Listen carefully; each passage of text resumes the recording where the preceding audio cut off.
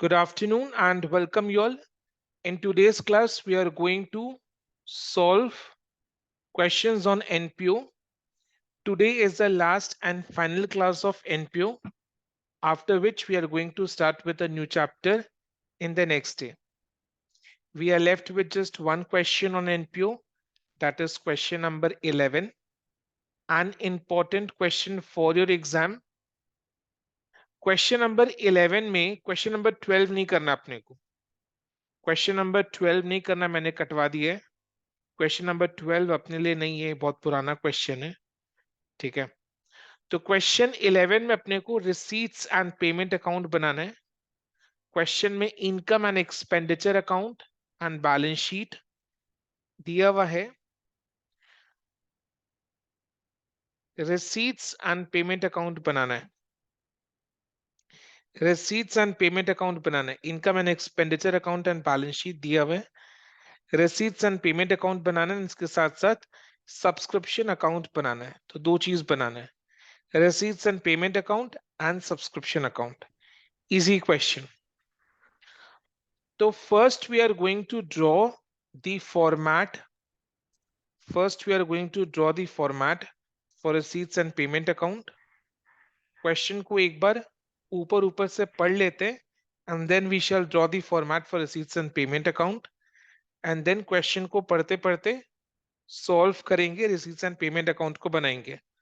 From the following income and expenditure account and balance sheet of a club, prepare its receipts and payment account and subscription account for the year ended 31st March 2020. 31st March 2020. 31st March 2020 year and के लिए अपने को receipts and payment account बनाना है. ठीक है, अपने को question में इनकम एंड एक्सपेंडिचर अकाउंट और क्लोजिंग डेट का बैलेंस शीट दिया हुआ है और कुछ एडिशनल इंफॉर्मेशन है. ठीक है, अब चलो रिसीट्स एंड पेमेंट अकाउंट का फॉर्मेट बनाओ for the year ending on 31st March 2020.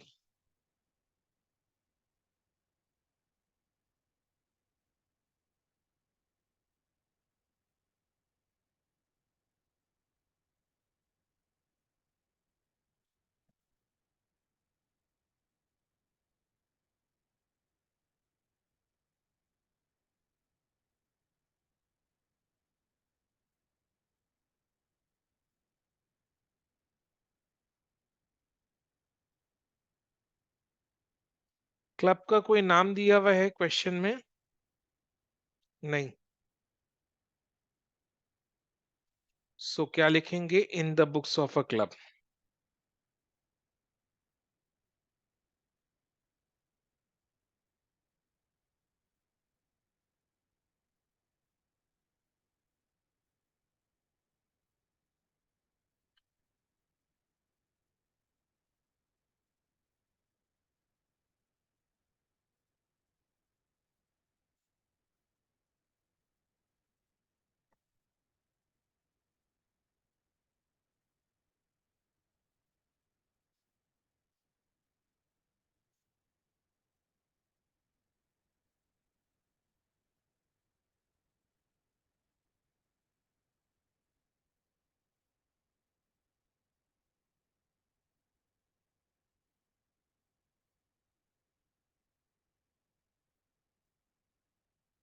Subscription account का भी फॉर्मेट बना लो.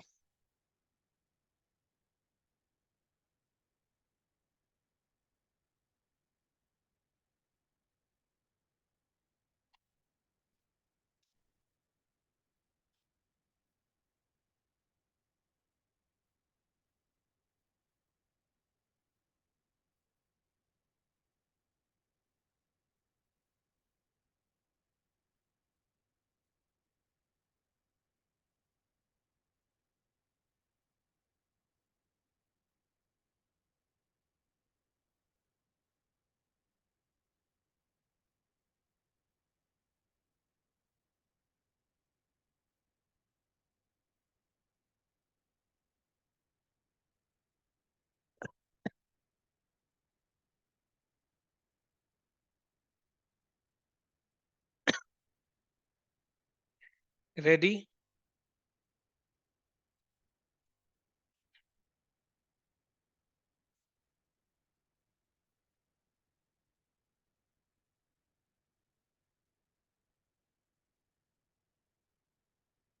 स्टार्ट करें? जिन लोग ऑनलाइन क्लास अटेंड करें प्लीज पार्टिसिपेट करो। Should we start solving? Yes, Vidipta, Shubhashree, Drisha, और को, जानवी, रोमित, रिया कुमारी।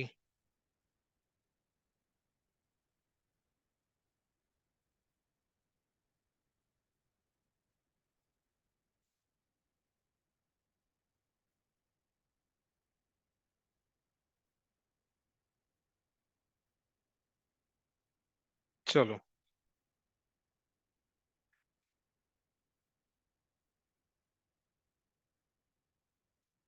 हमारा फंडा के सबसे पहले अपने एडिशनल इंफॉर्मेशन को कंसिडर करेंगे। एडिशनल इंफॉर्मेशन को कंसिडर करेंगे।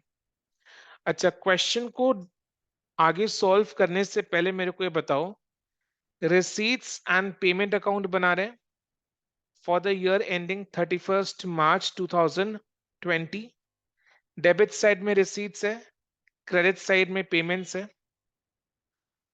जो 2020 में रिसीव हुआ है उसको ऐड करेंगे, जो 2020 में रिसीव नहीं हुआ उसको रिसीट साइड में लेस करेंगे। ठीक है? और जो 2020 में पे हुआ है उसको पेमेंट के साइड में ऐड करेंगे। जो 2020 में पे नहीं हुआ, कोई दूसरे साल पे हुआ है, उसको माइनस करेंगे। ये याद है? ओके। अब देखो, upkeep of ground 600, upkeep of ground 600। Upkeep of ground कितना है वैसे? Upkeep of ground is an expense, income and expenditure में। इनकम एंड एक्सपेंडिचर तो 2019-20 का दिया हुआ है, करंट ईयर का दिया हुआ है। करंट ईयर का कितना एक्सपेंस है? 10,000। 10,000, this is amount of expense for the year. 10,000 is upkeep of ground. Payment side में आएगा, पेमेंट साइड में आएगा एक्सपेंस, पेमेंट साइड में आएगा। फिर क्या लिखा हुआ है? Upkeep of ground of 600 relating to 2018-19, यानी कौन से ईयर का है? प्रीवियस ईयर का है। वर paid in 1920। Paid in which year? 1920। 1920 means current year. Current year में पे हुआ है तो करेंट ईयर के पेमेंट के साइड में इसको ऐड करना है। करेक्ट, ऐड करना है। 1920 में पे हुआ है ना, चाहे पिछले साल का हो, इस साल का हो, या नेक्स्ट ईयर का हो, paid in the current year तो पेमेंट साइड में ऐड होगा। Not paid in the current year less होगा। ठीक है? So paid in the current year ये ऐड हो जाएगा। तो पेमेंट के साइड में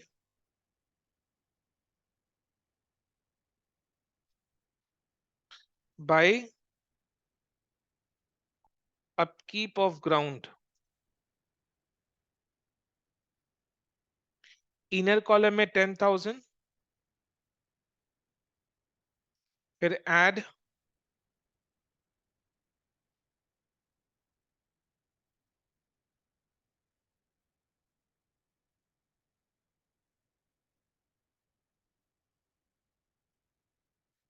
प्रीवियस ईयर में पे नहीं हुआ था,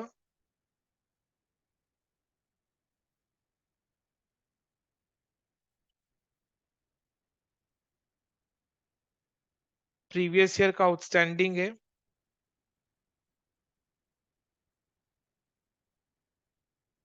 जो करेंट ईयर में पे हुआ है।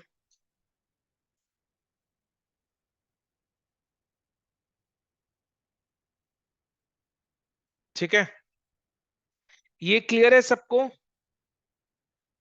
हम लोग को और कुछ नहीं बनाना है, केवल रिसीट्स एंड पेमेंट अकाउंट बनाना है। ये क्लियर है?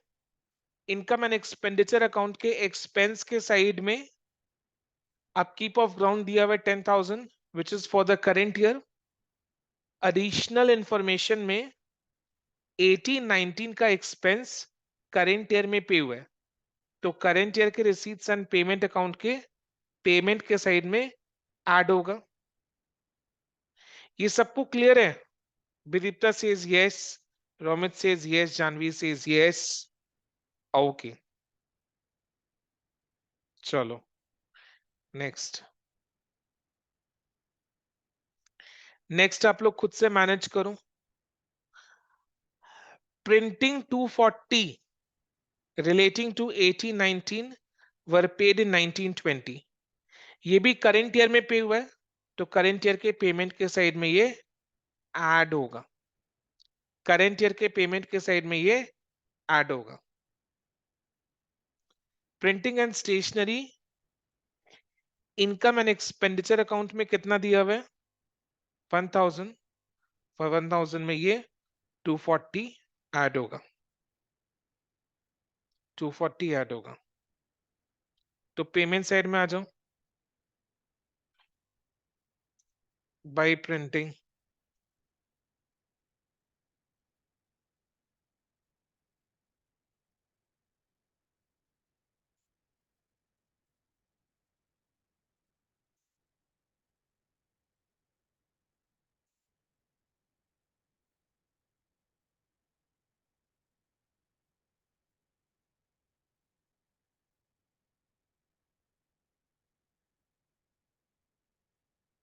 ठीक है, डन।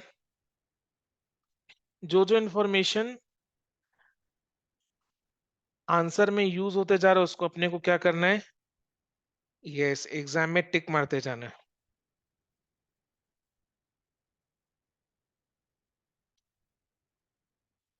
देन ध्यान से सुनो।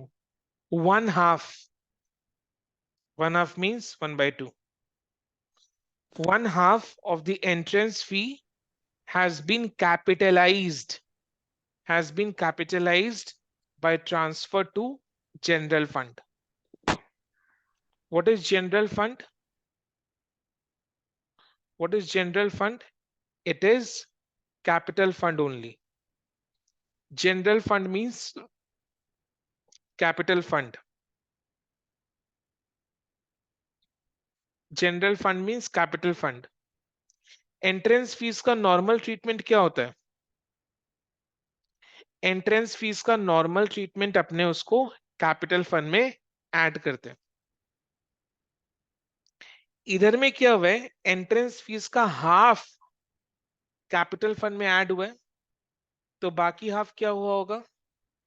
इनकम एंड एक्सपेंडिचर के इनकम के साइड में आया होगा। मैंने आप लोग को बताया था ना कि एंट्रेंस फीस के लिए अगर क्वेश्चन साइलेंट है तो इसका नॉर्मल ट्रीटमेंट इज कि कैपिटल फंड में ऐड होगा। If the question specifies then income में भी ऐड होगा। इनकम में ऐड होगा if the question specifies, otherwise capital fund में ऐड होगा if the question is silent. So if the question is silent, entrance fees capital fund में add होता है। If the question specifically mentions कि entrance fees needs to be treated as income, तो income में add होगा। आई बात समझ में? अब देखो, हाफ जनरल फंड, देखो बैलेंस शीट में देखो, जनरल फंड में half entrance fees has been added. This is half amount, half the amount. This is half the amount. Entrance fees का ये half है, ये जनरल फंड में ऐड हुआ है, ये ऐड हुआ है, तो बाकी हाफ का अमाउंट कितना होगा? 1300। If one half is 1300, the other half is 1300, तो वो कहाँ गया होगा? इनकम में ऐड हुआ होगा। यानी एंट्रेंस फीस का 1/2 कैपिटल फंड में ऐड हुआ है, अदर हाफ इनकम में ऐड हुआ है। तो एंट्रेंस फीस का टोटल अमाउंट कितना है? 2600. 1300 plus 1300 is 2600. So 2600 is the amount of entrance fees received. तो receipts and payment account के receipt के साइड में 2600 रुपीज आएगा। आई बात समझ में? 2600 रुपीज आएगा। यानी नटशेल में कंक्लूजन क्या निकला कि 2600 रुपीज का एंट्रेंस फीस रिसीव हुआ है, जिसमें से उसका हाफ कैपिटल फंड में ऐड हुआ है। कैपिटल फंड में 2600 का फिर 1300 ऐड हुआ है, बाकी हाफ इनकम एंड एक्सपेंडिचर के इनकम के साइड में गया बाय एंट्रेंस फीस 1300 करके। समझ में आया? क्लियर? सबको क्लियर है? एक बार Y for yes and for no पूछ रहा हूं। ओके चलो,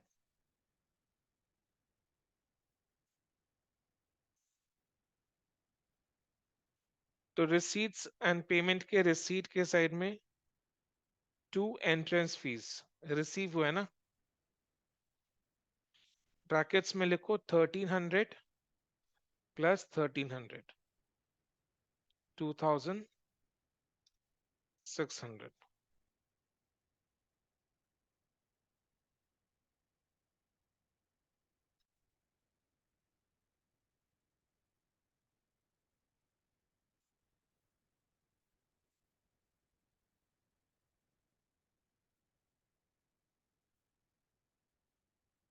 जो जो यूज होते जा रहा है उसको टिक मारना बहुत जरूरी है, अदरवाइज बाद में दिक्कत होगा।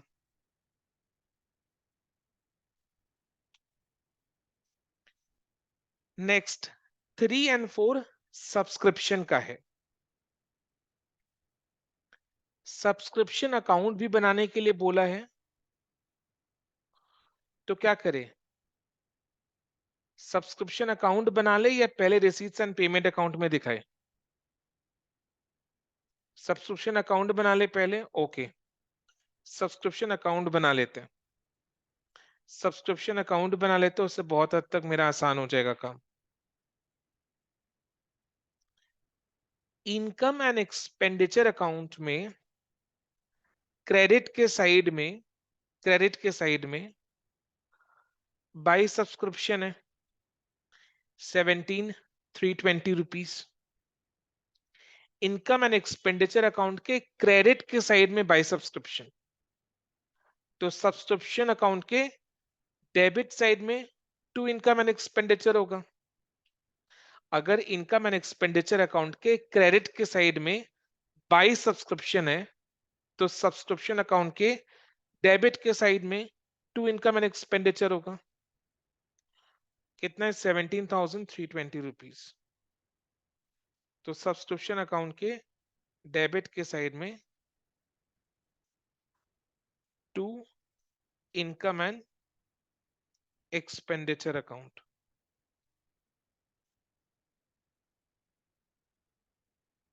17,320 रुपीज।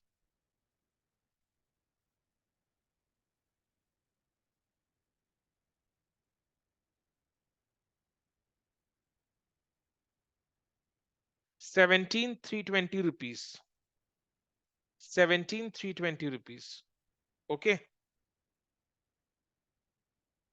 नेक्स्ट, सब्सक्रिप्शन अकाउंट एक इनकम अकाउंट है, इनकम को क्रेडिट करते हैं, तो सब्सक्रिप्शन अकाउंट के क्रेडिट के साइड में, क्रेडिट के साइड में अपने कौन से ईयर का सब्सक्रिप्शन अकाउंट बना रहे हैं? For the year ending on 31 मार्च 2020। सो जो 2020 का सब्सक्रिप्शन है वो सब्सक्रिप्शन अकाउंट के क्रेडिट साइड में आएगा, और जो 2020 का सब्सक्रिप्शन नहीं है वो डेबिट साइड में आएगा। तो जो 2020 का सब्सक्रिप्शन है वो क्रेडिट साइड में आएगा, जो 2020 का सब्सक्रिप्शन नहीं है वो डेबिट साइड में आएगा। ठीक है,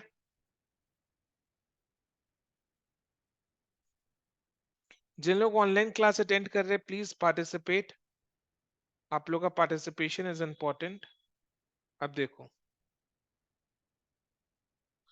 सब्सक्रिप्शन आउटस्टैंडिंग इन 1819 was 800। ये कौन से ईयर का सब्सक्रिप्शन है? Previous year 1819। तो इसको डेबिट साइड में लिखे या क्रेडिट साइड में लिखे? डेबिट साइड में लिखेंगे, बिकॉज सब्सक्रिप्शन अकाउंट एक इनकम अकाउंट है, इनकम को अपने क्रेडिट करते हैं। Subscription account for the year ending on 31 मार्च 2020 बना रहे हैं। सो जो 2020 का सब्सक्रिप्शन है वो क्रेडिट साइड में आएगा, और जो 2020 का नहीं है वो डेबिट साइड में आएगा।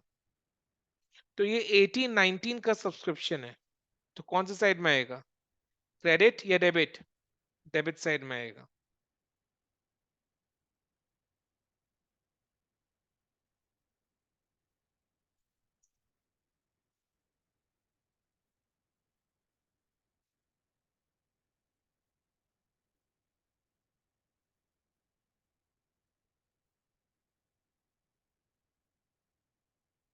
अमाउंट कितना है?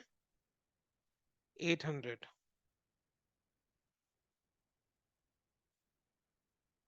नेक्स्ट,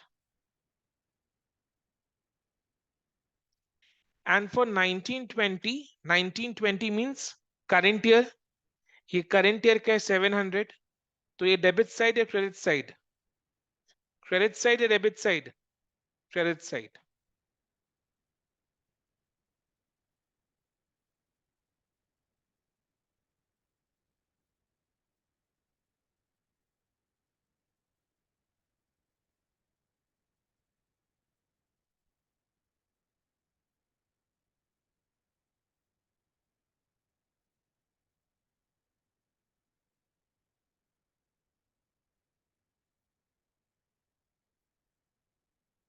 कितना? What was the amount? 700।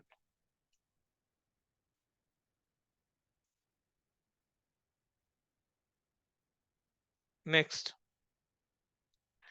Subscription received in advance in 1819। So 1819 में एडवांस मिला है, तो कौन से ईयर के लिए मिला होगा?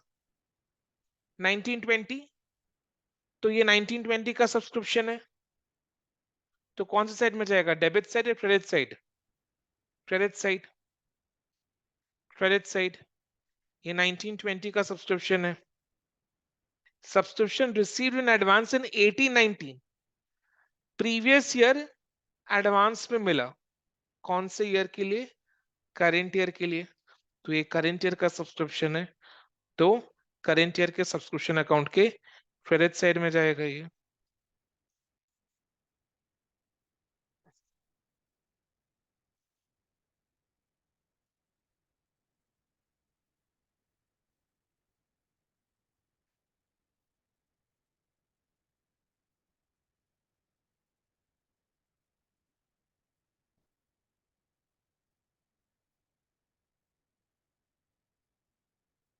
टू 200।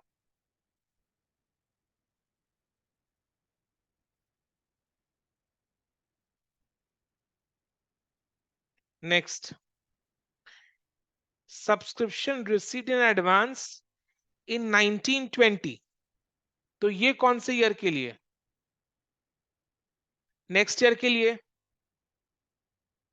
1920 करेंट ईयर में एडवांस मिला है, तो कौन से ईयर के लिए मिला होगा एडवांस? नेक्स्ट ईयर के लिए। तो नेक्स्ट ईयर यानी 2021 के लिए, फॉर 2021। नेक्स्ट यानी 2021 के लिए। तो 100 रुपीज कौन सी साइड में आएगा? क्रेडिट साइड या debit side? Debit side. Debit side. Very good, very good. Clear हो रहा है अपने को?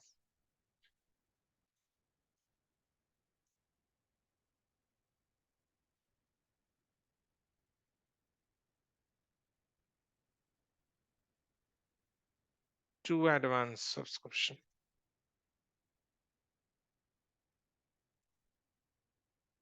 हंड्रेड।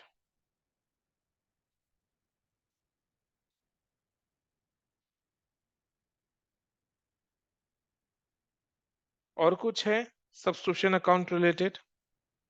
नहीं है।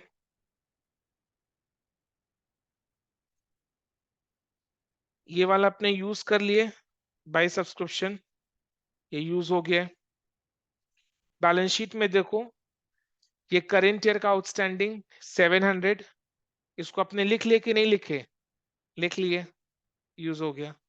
सब्सक्रिप्शन एडवांस 2021, इसको अभी जस्ट लिखे, तो ये भी हो गया यूज। एडिशनल इंफॉर्मेशन का भी सारा इंफॉर्मेशन यूज हो गया।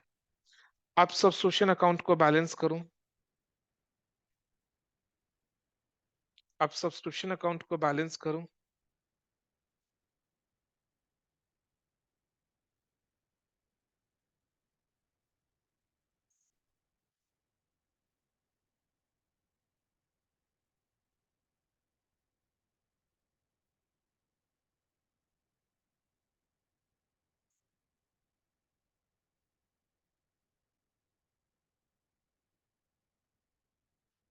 क्रेडिट के साइड में एक बैलेंसिंग फिगर आ रहा है 17320। ये क्या चीज का फिगर होगा? Receipts and payment. क्या चीज का फिगर है ये? Subscription received during the year. मैंने जब आपको सब्सक्रिप्शन अकाउंट पढ़ाया था अलग से फर्स्ट या सेकंड क्लास में, तो उसमें मैंने बताया था इनकम एंड एक्सपेंडिचर में जो आता है वो डेबिट साइड में आता है, सब्सक्रिप्शन अकाउंट के डेबिट साइड में आता है। रिसीट्स एंड पेमेंट अकाउंट में जो आता है वो सब्सक्रिप्शन अकाउंट के क्रेडिट साइड में आता है। तो रिसीट्स एंड पेमेंट अकाउंट का फिगर मिसिंग था, तो वही ये बैलेंसिंग फिगर है।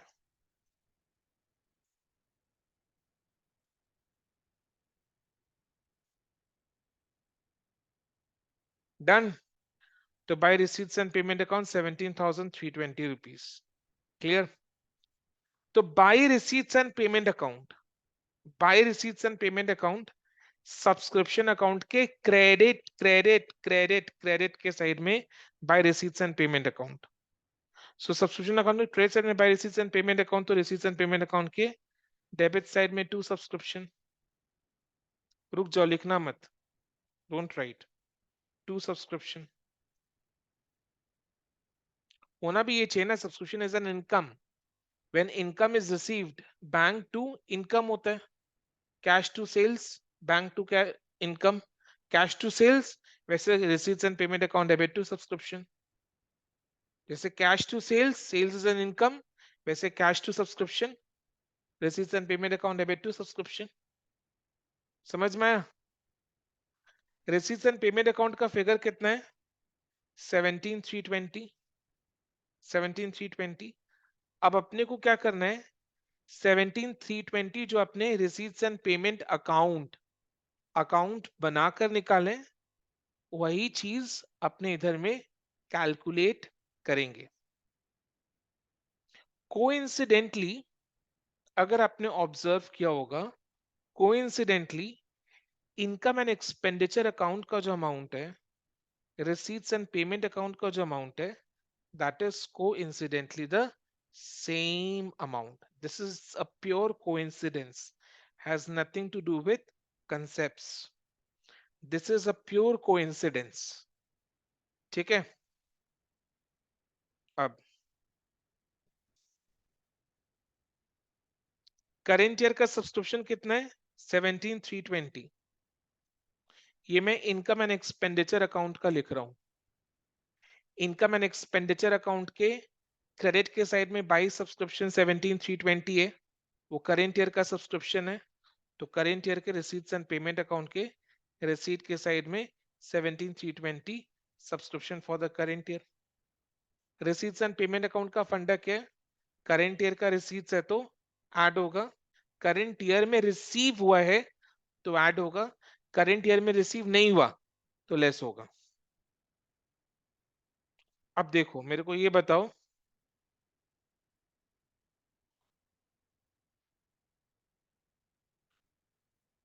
Subscription outstanding in 1819 was 800. क्या ये करंट ईयर में रिसीव हुआ है? करंट ईयर में सोच लो, रिसीव हुआ है? हाँ या ना सोच कर बताना।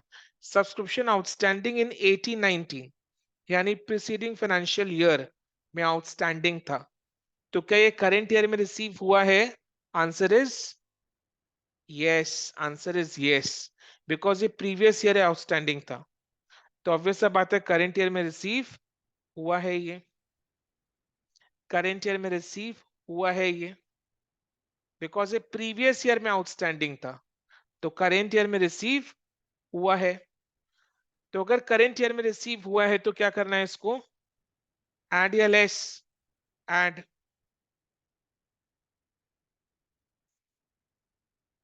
जैसे इधर में एड आउटस्टैंडिंग 1819 किए थे ना, वैसे इधर में एड आउटस्टैंडिंग 1819, एक ही जिनिस।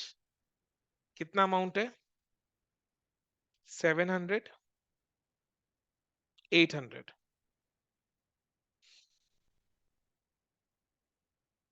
अब नेक्स्ट,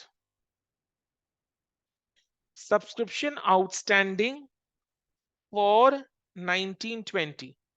करेंट ईयर इज 1920, ये 1920 में आउटस्टैंडिंग है, तो क्या ये करंट ईयर में रिसीव हुआ है? हाँ या ना? रिसीव नहीं हुआ। सब्सक्रिप्शन आउटस्टैंडिंग, आउटस्टैंडिंग फॉर 1920 यानी ये करंट ईयर में रिसीव नहीं हुआ है। करंट ईयर इज 1920, ये तो आउटस्टैंडिंग है, तो करंट ईयर में रिसीव नहीं हुआ है। तो करंट ईयर में अगर रिसीव नहीं हुआ है तो क्या करोगे इसको? एड या less? Less.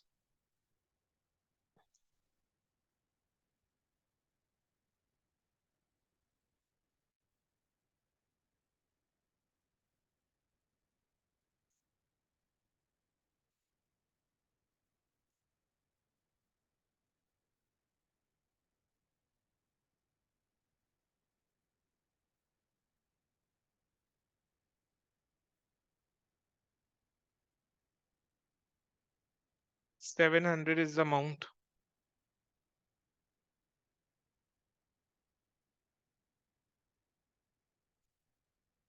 Next,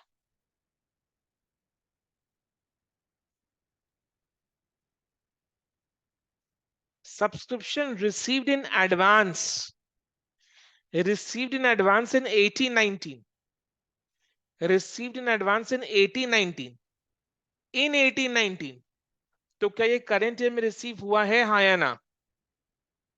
received in advance in 1819, received in advance in 1819, current year कौन सा है? 1920. This subscription is received in advance in 1819, तो क्या ये करंट ईयर में रिसीव हुआ है? yes or no? yes या no? Received in advance in 1819, current year is what? Current year is 1920. This amount is received when? In 1819, preceding financial year. तो ये current year में रिसीव नहीं हुआ है, तो अगर ये करंट ईयर में रिसीव नहीं हुआ है तो इसको ऐड करेंगे या लेस? लेस करेंगे।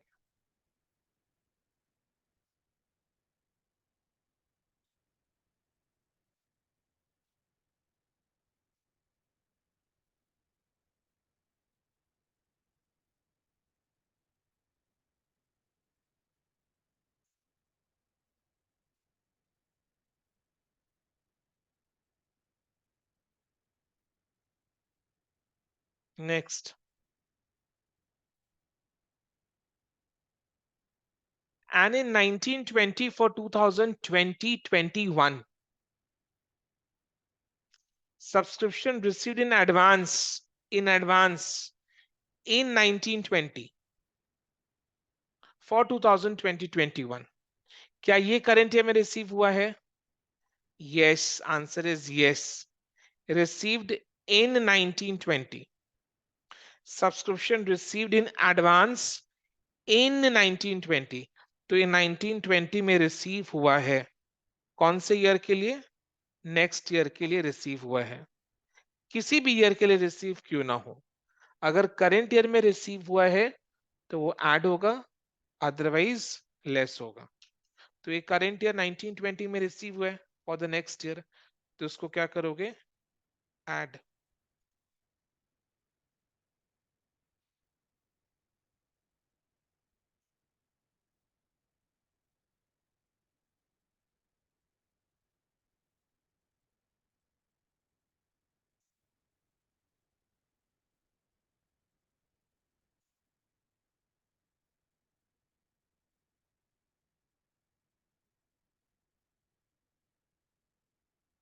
देखो वही अमाउंट आ रहा है 17,320, 17,320 प्लस 800 माइनस 700 माइनस 200 प्लस 100। आप देखो ना, इधर में माइनस 900 है और 800 प्लस 100 900 ऐड है, तो 900 ऐड है, 900 माइनस है, तभी कोइंसिडेंटली सेम अमाउंट आ रहा है 17,320। ठीक है, तो अपने सब्सक्रिप्शन अकाउंट बनाना सीखे, और सब्सक्रिप्शन अकाउंट को रिसीट्स एंड पेमेंट अकाउंट में कैसे इलस्ट्रेट करना है वो भी डिस्कस हुआ है, कैसे प्रेजेंट करना है। ठीक है,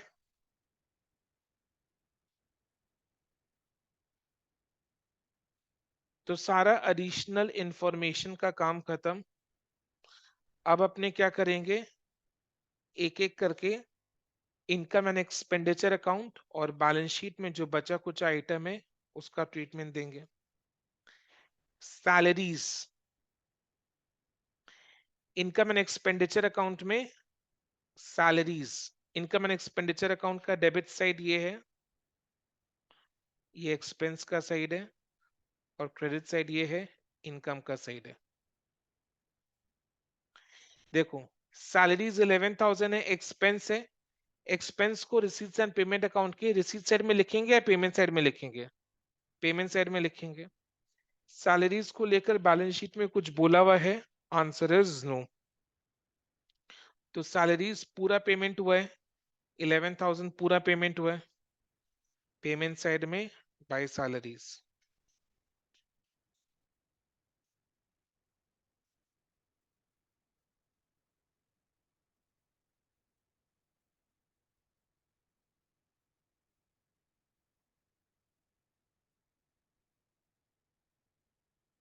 $11,000।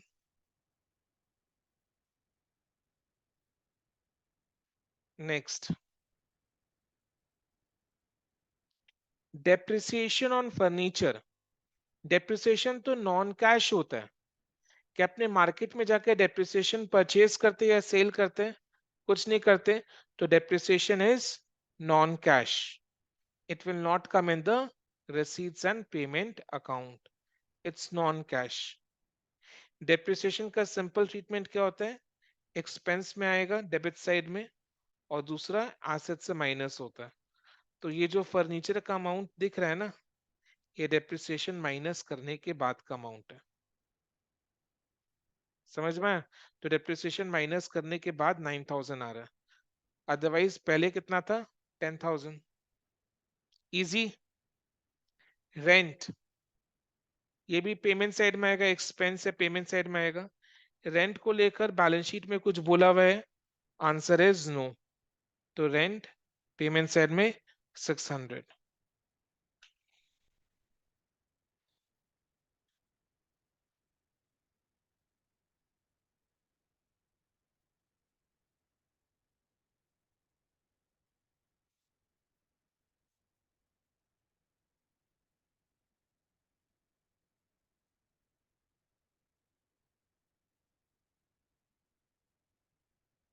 समझ में आया? Next,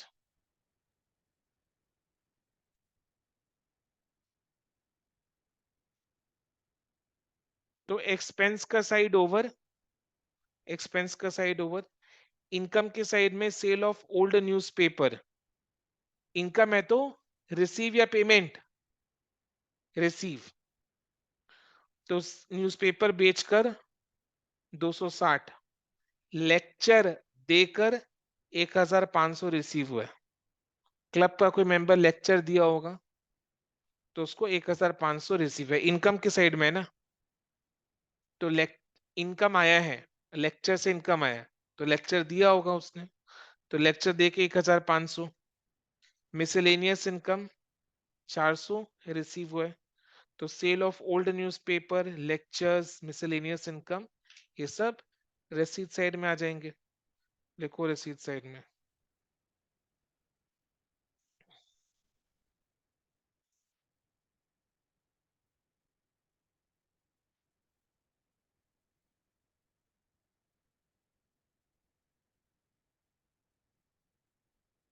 to sale of old newspapers,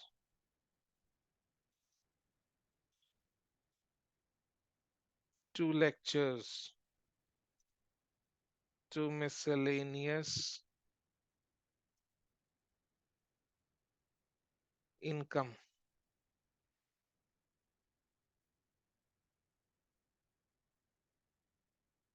260, 1500 and 400।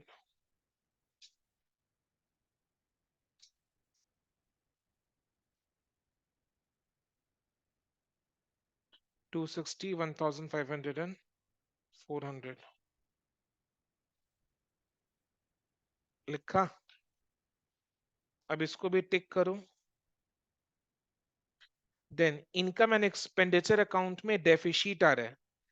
Deficit को अपने क्या करते हैं, कैपिटल फंड से लेस करते हैं। तो देखो जरूर कैपिटल फंड, जनरल फंड मैंने क्या बोला, इस कैपिटल फंड, कैपिटल फंड में देखो डेफिशिट लेस किया हुआ है 2820, 2820 लेस किया हुआ है। तो डेफिशिट का इस रिजल्ट में ट्रीटमेंट इज कंप्लीट। डेफिशिट कभी भी रिसीट्स एंड पेमेंट अकाउंट में नहीं आएगा, बिकॉज डेफिशिट को अपने रिसीव या पे नहीं करते। ठीक है, तो इनकम एंड एक्सपेंडिचर अकाउंट का भी सारा आइटम्स का ट्रीटमेंट हो गया। Additional information complete, income and expenditure account complete. अब बैलेंस शीट में जो बचा कुछ आइटम्स है उसका ट्रीटमेंट देखते हैं। लाइबिलिटीज के साइड में सब्सक्रिप्शन इन एडवांस, इसका ट्रीटमेंट हो चुका है। प्राइस फंड, याद है मैंने एंडाउमेंट फंड बनाया था, बताया था। Endowment fund is a special purpose fund created for a special purpose. ठीक है, so price fund is an endowment fund. तो लाइबिलिटीज के साइड में प्राइस फंड है, ओपनिंग बैलेंस 25,000 है। ओपनिंग बैलेंस 25,000 है। एड इंटरेस्ट, यानी इंटरेस्ट जरूर इस साल रिसीव या पे, रिसीव हुआ होगा। प्राइजेस इस साल पे हुआ है, लेस किया हुआ है ना। प्राइजेस इस साल डिस्ट्रीब्यूट, प्राइसेस तो डिस्ट्रीब्यूट करते हैं ना, इंटरेस्ट रिसीव करते हैं।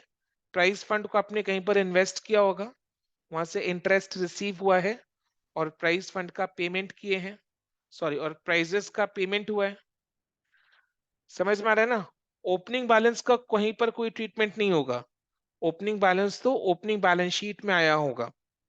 ओपनिंग बैलेंस शीट अपने को नहीं बनाना है, रिक्वायरमेंट नहीं है। ओपनिंग बैलेंस शीट अपने क्यों बनाते हैं, ओपनिंग बैलेंस शीट इसलिए बनाते हैं बिकॉज क्लोजिंग बैलेंस शीट बनाने के लिए मेरे को कैपिटल फंड का ओपनिंग बैलेंस चाहिए।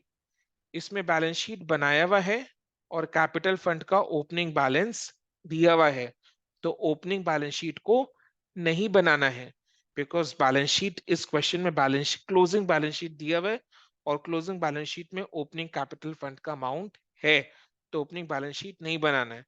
तो प्राइस फंड का भी जो ओपनिंग बैलेंस है वो कोई काम का नहीं है। प्राइस फंड में इंटरेस्ट 1,000 का रिसीव हुआ है, ऐड हुआ है तो रिसीव हुआ है, और प्राइजेस का पेमेंट 2,000 का हुआ है। एंडाउमेंट फंड क्या करते, एंडाउमेंट फंड को अपने क्या करते हैं, एक स्पेशल पर्पस फंड होता है जिसमें जो कलेक्शंस आता है वो ऐड करते हैं और जो पेमेंट्स करते हैं उसे लेस करते हैं। वही इंटरेस्ट ऐड हुआ, प्राइजेस लेस हुआ। तो interest receipts and payment account के कौन सी साइड में आएगा, रिसीट साइड या payment side, receipt side, to interest.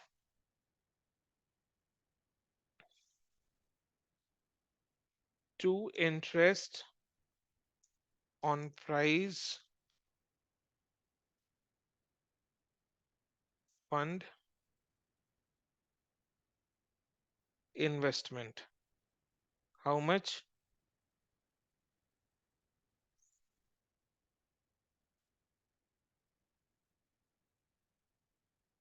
1000.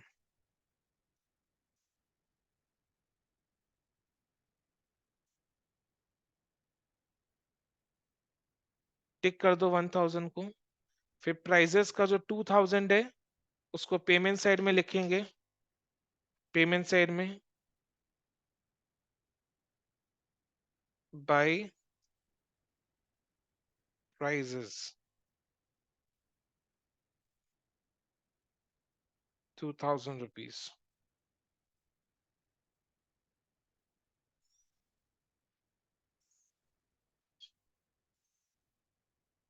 Bye prizes 2000 rupees लिखा।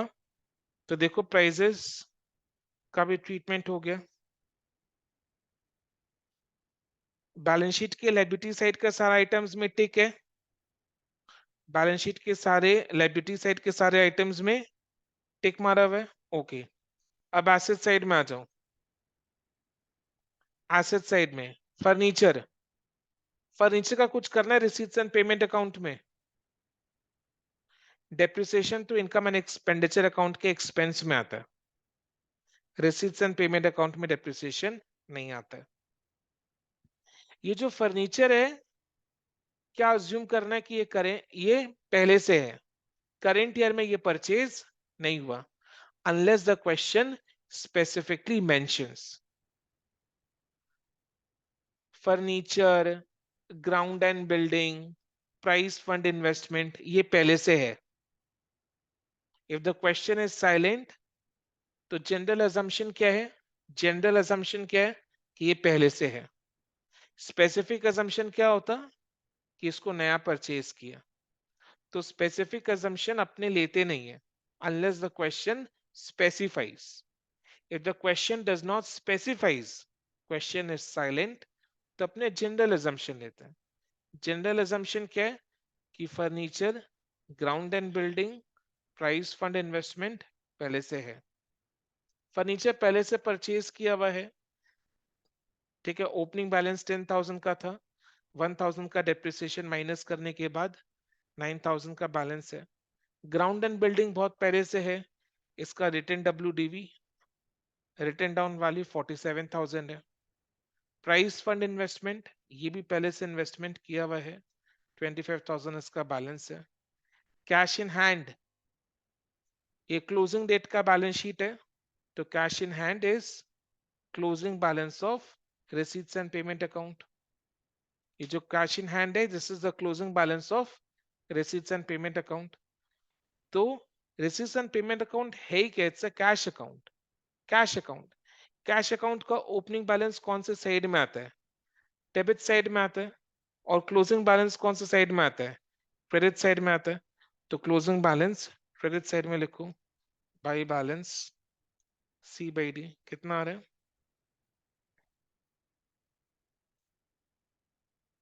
2300 है, टिक कर दो 2300 है।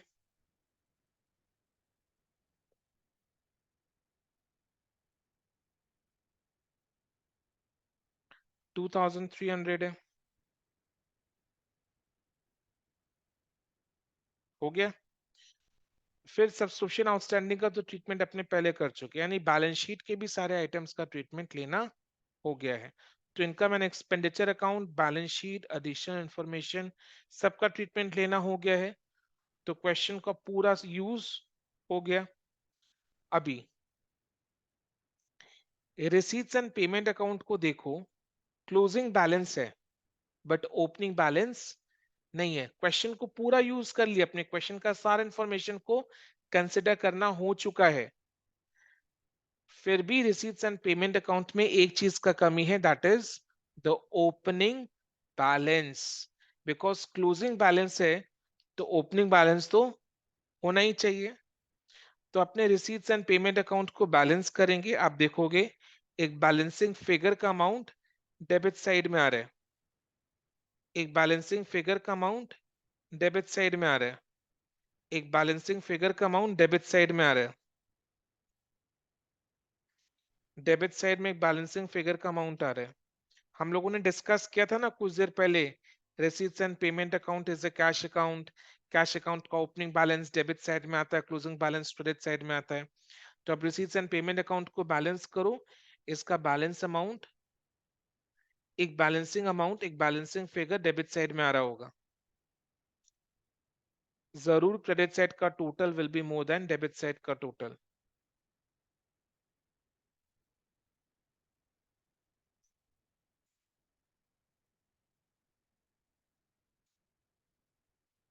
कितना आ रहा है? Let me check. कितना आ रहा है? जिन लोग ऑनलाइन क्लास अटेंड कर रहे हैं प्लीज बताओ कितना आ रहा है।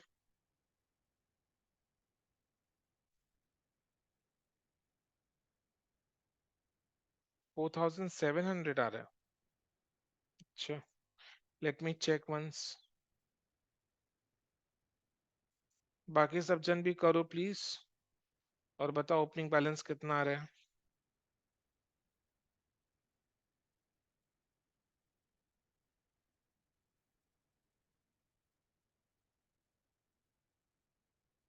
$4660 आ रहे हैं, 4660 आ रहे हैं, 4660 आ रहे हैं, 4660 आ रहे हैं।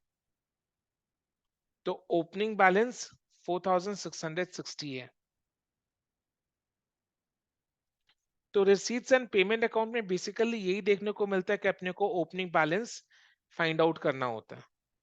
पिछले क्वेश्चंस में भी जब अपने को रिसीट्स एंड पेमेंट अकाउंट बनाने के लिए बोला गया था तो अपना opening balance as balancing figure आया था। तो रिसीट्स एंड पेमेंट अकाउंट में यही देखा गया कि ओपनिंग बैलेंस फाइंड आउट करना होता है, मतलब the balancing figure comes as an opening balance. ठीक है, right. So with this we come to an end of the chapter not for profit organization। NPO का एक्सटेंसिव कवरेज हो चुका है। जो भी क्वेश्चंस क्लास में करवाए उन्हें प्रैक्टिस करो, प्रैक्टिस करो। ठीक है, all of you stay back for 2 minutes, I want to talk to you. मैं रिकॉर्डिंग को ऑफ कर रहा हूँ बिकॉज क्लास ओवर हो गया है, वी हैव कंप्लीटेड एनपीओ। ठीक है, तो मैं रिकॉर्डिंग को ऑफ कर रहा हूँ, I need to talk to you, wait back.